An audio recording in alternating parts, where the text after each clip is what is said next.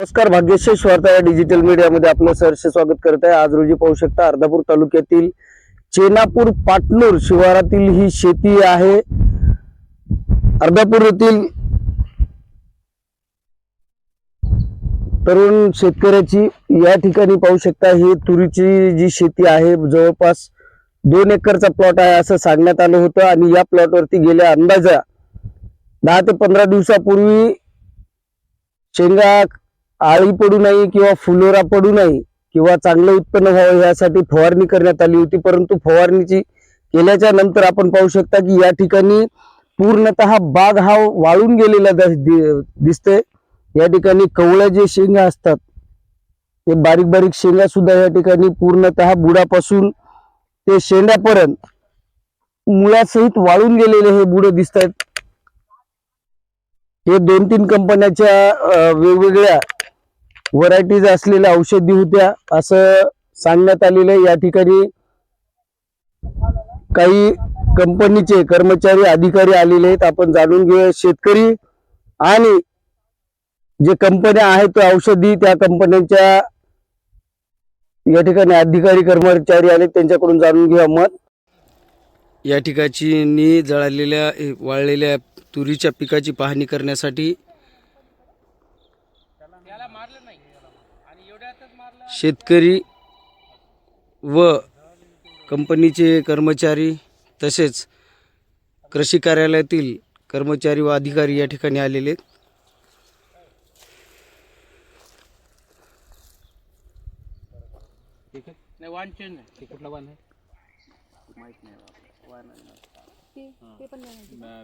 कोण घेतला असं माहित असेल। बिल आहे ना किंवा ते समोर तुम्ही नाल्या आलं ना त्याचंही वापरता आणि याचं म्हणजे याचं पाणी येते डायरेक्ट निखळ पाणी येते याचं माळातून येते। मग आता याला आपण याचंच वापरलं। इथं विहीर आहे जवळ आणि पाणी आटलं होतं म्हणून या ठिकाणी कृषी अधिकारी कंपनीचे कर्मचारी तसेच तहसीलदार शेतकरी माफ करा तलाठी व शेतकरी या ठिकाणी आपण पाहू शकता आपल्यासोबत आहेत। आणि जी याच्या अगोदर आपल्याला दाखवण्यात आलं होतं की तुरी या पिकाचं मोठ्या प्रमाणामध्ये नुकसान झालेलं आहे, त्याच्या मागे काय कारण आहेत काय नाही आपल्यासोबत पूर्ण टीम आहे, आपण सर्वांकडून जाणून घेऊया। सर, प्रथम आपल्याला प्रश्न विचारण्यात येतो की जे ह्या ठिकाणी जे पिकाचं नुकसान झालेलं आहे या संदर्भामध्ये आपण कृषी अधिकारी म्हणून आपण शेतकऱ्यासाठी काय उपाययोजना करू शकतो? नमस्कार। आताच आम्ही तालुक्याच्या समितीमार्फत तालुका तक्रार समिती आहे त्या समितीमार्फत येऊन या प्लॉटला व्हिजिट दिली आणि पाहणी केली असता आमच्या लक्षात आलं की जे फवारणीनंतर काय जळलं त्यांचे जे म्हणणं होतं त्याप्रमाणे परिस्थिती दिसत आहे। आता समितीमार्फत जे काय आम्ही पाहणी पद्धती जायमुखार करत आहोत आणि त्यानंतर जे काय अहवाल त्यांना लगेच आम्ही कळवू टाकू। तर आपण कंपनी ज्या कंपनी मार्फत आला त्या कंपनीचं पूर्ण नाव आणि हे अशा माफ करा शास्त्रज्ञ आहेत। सर, आपल्या अभ्यासातून आपल्याला काय निष्पन्न होईल असं वाटतंय? आज तालुका अर्धापूर या ठिकाणी जे शेतकऱ्याची तूर पिकाबद्दल जी तक्रार होती त्या संदर्भात तालुका समितीने या शेतकऱ्यांच्या शेतावर प्रत्यक्ष त्या ठिकाणी भेट दिलेली आहे आणि पाहणी करण्यात आलेली आहे आणि त्यांनी जे औषधं फवारणी केलेली आहे तर त्या संदर्भात कंपनी प्रतिनिधी असतील किंवा इतर जे दुकानदार प्रतिनिधी असतील तसेच तालुका कृषी अधिकारी या सर्वांनी या शेतीची पाहणी केली तर या ठिकाणी तूर पिकामध्ये बहुतांश सर्वच पीक हे म्हणजे त्या ठिकाणी वाळलेल्या परिस्थितीमध्ये आहे आणि याची कारणे करत असताना आता अनेक त्यामध्ये गोष्टी आहेत। तर एक पहिली गोष्ट म्हणजे फवारणी करताना त्या ठिकाणी ओलावा होता का आणि जे काही फवारणी त्यांनी केली औषधं तर त्याच्यामध्ये या ठिकाणी ते विक्रेता प्रतिनिधी असतील किंवा कंपनी प्रतिनिधी असतील तर त्यांच्याकडूनही आम्ही माहिती घेत आहोत आणि त्यानंतर त्याच्यावर सविस्तर असा आम्ही अहवाल सादर करू।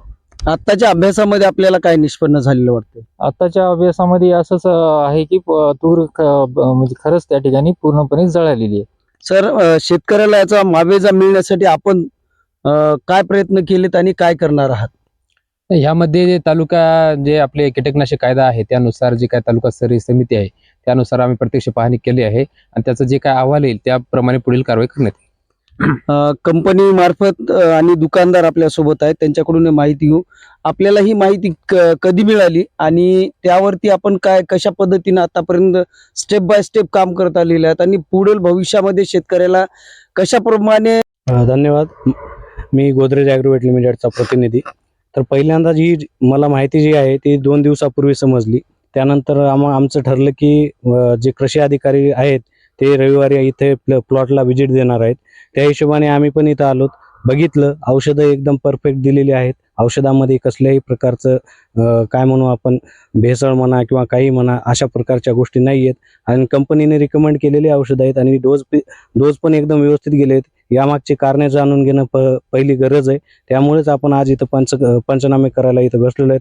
जो काही अहवाल आपले कृषी अधिकारी किंवा ॲग्रिकल्चर डिपार्टमेंट सादर करेल त्यामध्ये सगळ्या गोष्टी आपल्याला निष्पन्न होतील. आता सोबत आपले अधिकारी कुणी सोबत आलेले आहेत का, वरिष्ठ अधिकारी? नाही, वरिष्ठ अधिकारी नाही, पण मीच इथे कंपनीचा प्रतिनिधी असल्यामुळे नांदेड जिल्ह्याचं प्रतिनिधित्व करतो, त्यामुळे तुम्हाला इथं सगळ्या माहिती मी देऊ शकतो कंपनीवर. आपण अर्धापूर शहरामध्ये तालुक्यामध्ये आपलं दुकान आहे, आपल्या दुकानामार्फत अशा तक्रारी किती आलेल्या आहेत? आजपर्यंत माझ्या दुकानवर एकही तक्रार आलेली नाही आणि याच्या अगोदर सुद्धा मी ही औषधी दिली, कुठेच कुण्या शेतकऱ्याची कंप्लेंट नाही. यापुढे शेतकऱ्याला मावेजा मिळण्यासाठी आपण एक दुकानदार, एक शेतकरी म्हणून काय पाठपुरावा करणार? मी सदैव त्या शेतकऱ्याच्या पाठीशी उभा राहील. आपल्यासोबत तलाठी मॅडम सुद्धा आहेत, आपण त्यांच्याकडूनही जाणून घेऊया. कृषी अधिकारी, माफ करा मॅडम, आपण या संबंध बाबतीमध्ये काय माहिती द्यायला? आपल्या कीटकनाशकाच्या कायद्यानुसार एखादी तक्रार समजा आल्यानंतर जे सॅम्पलिंग वगैरे काढायचं आहे तर ते आपण ह्या दोन्ही कीटकनाशकांचे सॅम्पल काढून लॅबला पाठवले आहेत. त्याचा रिपोर्ट आल्यानंतर आपण मग निष्कर्ष वगैरे त्यातून देऊयात. आपण शेतकऱ्याशी शेवटचा प्रश्न आणि शेवटच्या व्यक्ती या कार्यक्रमातली की त्यांच्याकडून जाऊन घ्या, अंदाज आपलं नुकसान किती झालेलं आहे आणि आपल्याला शासनाकडून आणि कंपनीकडून काय अपेक्षा आहे का? आम्हाला कंपनीकडून आणि शासनाकडून हे अपेक्षा आहे. आमचं कमीत कमी आज 1.5 ते 2 लाखापर्यंत नुकसान झालं आहे आमच्या तुरी फवारण्यामुळं. ते त्यांनी आम्हाला भरती करून द्यावं. जर समजा त्यांनी तुमच्यावरच काही समजा चुका काढल्या आणि जर समजा मावेजा नाही मिळाला तर काय करणार? आमची चूक काही बी नाही. दुकानदारांनी आज जे कंपनीचा जर काढली तर बाय चान्स, जर तरचा प्रश्न आणि हा मोस्ट प्रश्न आहे. जर कंपनीनं किंवा अन्य कुणी तुमच्याकडे चुकी काढून जर नुकसान भरपाई नाही दिली तर काय करणार? आम्ही काय करू शकत नाही. म्हणजे तुम्हाला नुकसान झालेल्याची पर्वा नाही असं म्हणायचं का? परवा आहे, त्यांनी चूक आमच्याकडे काढली, आम्ही काय करणार आहे? त्याच्या पुढे काय करणार? त्याच्या पुढे काय करणार आम्ही?